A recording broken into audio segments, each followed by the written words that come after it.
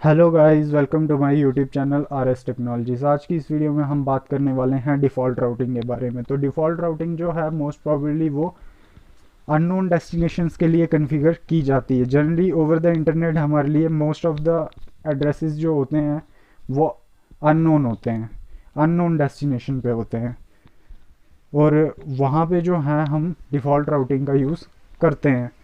Example के तौर पे हम गूगल, याहू या जीमेल आप ले सकते हो।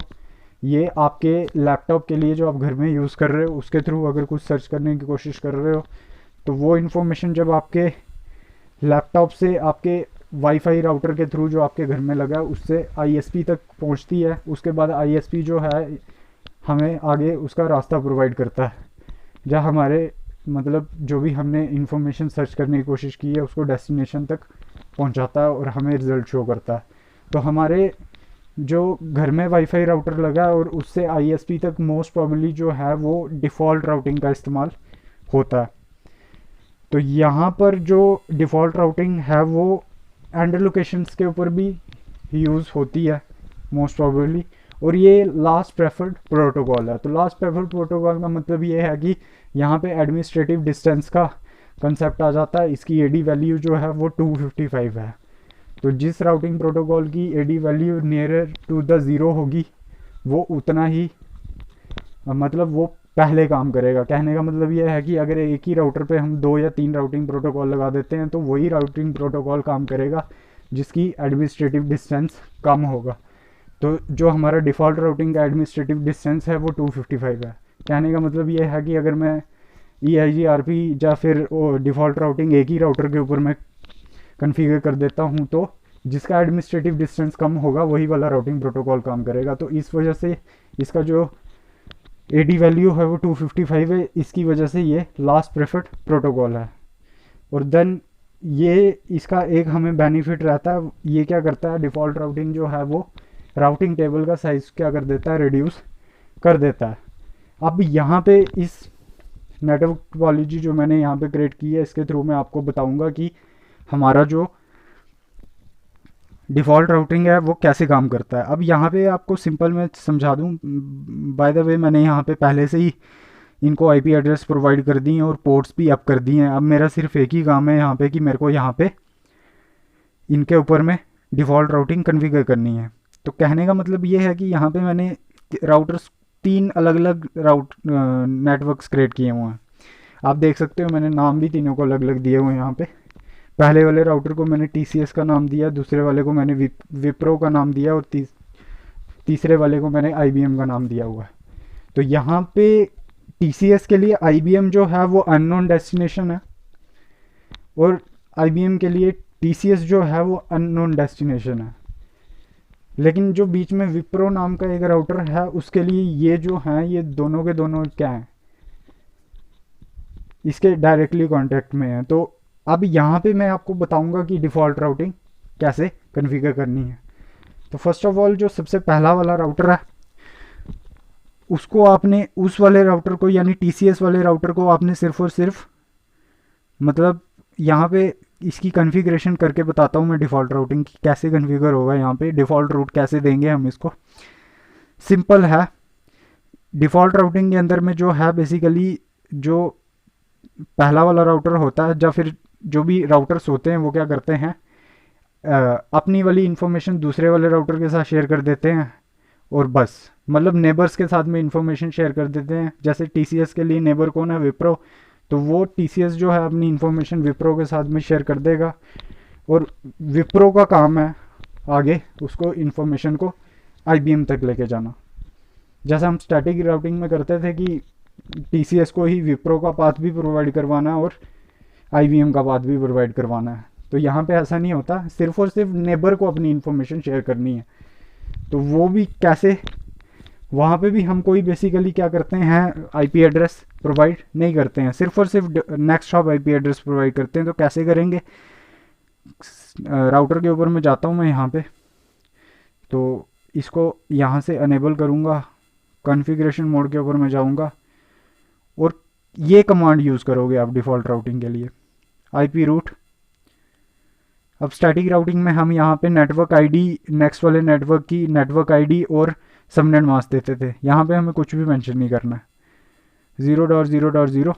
और अब जब आईपी एड्रेस नहीं दिया तो सबनेट मास्क क्या दूंगा मैं, तो यहाँ पे भी 0.0.0। बस एक चीज़ मेंशन करनी है, अपने नेबर का आईपी एड्रेस, यानी नेक्स्ट हॉप का आईपी एड्रेस। तो नेक्स्ट हॉप का आईपी एड्रेस है मेरे लिए 1.2 है, 1.0.0.2। तो यहाँ पे मैं इसको मेंशन कर दूंगा 1.0.0.2। और बस यहाँ से मैंने अपनी कॉन्फ़िगरेशन को यहाँ पे सेव कर दूंगा, बस इतना ही है। अब यहाँ पे स्टैटिक राउटिंग की तरह यही कमांड आपको दो दो बारी लगाने की ज़रूरत नहीं है, बस सिर्फ और सिर्फ अपनी इन्फॉर्मेशन नेबर के साथ में शेयर करनी है। अब IBM के ऊपर भी सेम टू सेम रहेगा। IBM के ऊपर मैं जाऊँगा थर्ड वाले राउटर के ऊपर में, तो यहाँ पे भी जो भी इन्फॉर्मेशन है वो नेबर के साथ में शेयर करनी है। तो यहाँ पे भी configuration mode then IP root,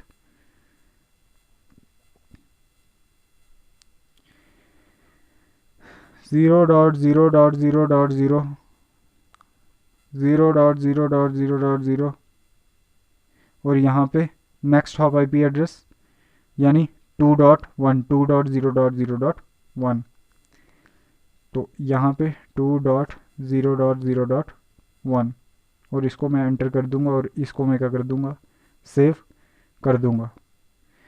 तो यहाँ पर अब TCS ने भी अपनी इंफॉर्मेशन अपने पड़ोसी विप्रो के साथ में शेयर कर दी है यहाँ पे, और IBM ने भी अपनी इंफॉर्मेशन जो है वो अपने नेबर विप्रो के साथ में शेयर कर दी है। अब विप्रो का काम बनता है डिफ़ॉल्ट राउटिंग के थ्रू, तो विप्रो के ऊपर में दो डिफ़ॉल्ट रूट आएंगे।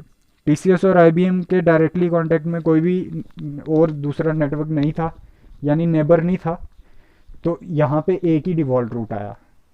अगर यहाँ पे अगर मैं इसके साथ भी आगे और कनेक्ट करता जाऊँगा तो वहाँ पे क्या हो जाएगा, वहाँ पे और डिफ़ॉल्ट रूट जो है ऐड होना शुरू हो जाएंगे। तो अब विप्रो के ऊपर में दो नेबर्स हैं, विप्रो के पास में दो नेबर्स हैं, तो यहाँ पे दो डिफ़ॉल्ट रूट आएंगे। तो करते हैं हम कॉन्फ़िगर इसको, अनेबल कॉन्फ़िगरेशन टर्मिनल, और इसको यहाँ से एंटर कर दूंगा। एक कमांड आएगी IP रूट,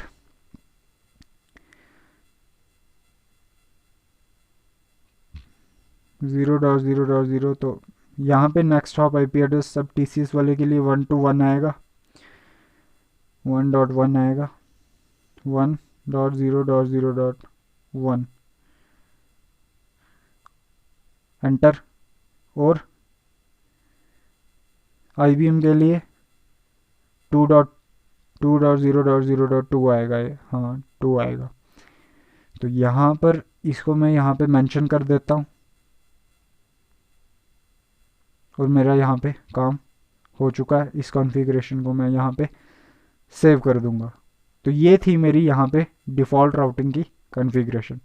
अब मैं PCs को क्या करूँगा, पिंग करवाऊँगा यहाँ पे कि ये आपस में कम्युनिकेट करते हैं कि नहीं करते हैं। तो पहले जो है ये एक दो बारी में कम्युनिकेट नहीं करेगा। क्यों नहीं करेगा, क्योंकि अब यहाँ पे एक और चीज़ आ जाती है कि एड्रेस रेजोल्यूशन प्रोटोकॉल होगा। एड्रेस रेजोल्यूशन प्रोटोकॉल तो है, बट ये जो डिफ़ॉल्ट राउटिंग है ये काफ़ी ज़्यादा स्लो भी है, जिसकी वजह से बाद में हमें डायनेमिक राउटिंग की ज़रूरत पड़ गई।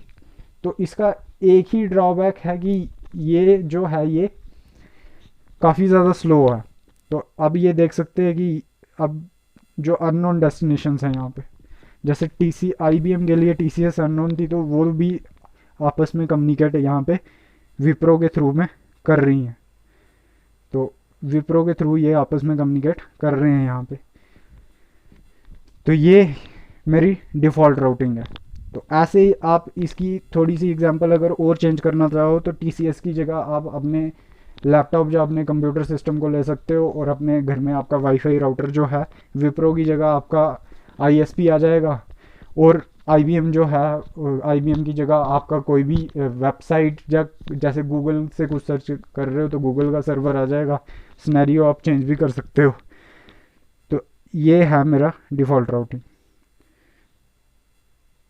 तो ऐसे ये जो हैं आपस में अननोन डेस्टिनेशंस जो हैं डिफ़ॉल्ट राउटिंग के साथ में कम्युनिकेट करते हैं। ड्रॉबैक एक ही है कि ये काफ़ी ज़्यादा स्लो है, तो इसलिए हमें डायनामिक राउटिंग की ज़रूरत यहाँ पे पड़ गई।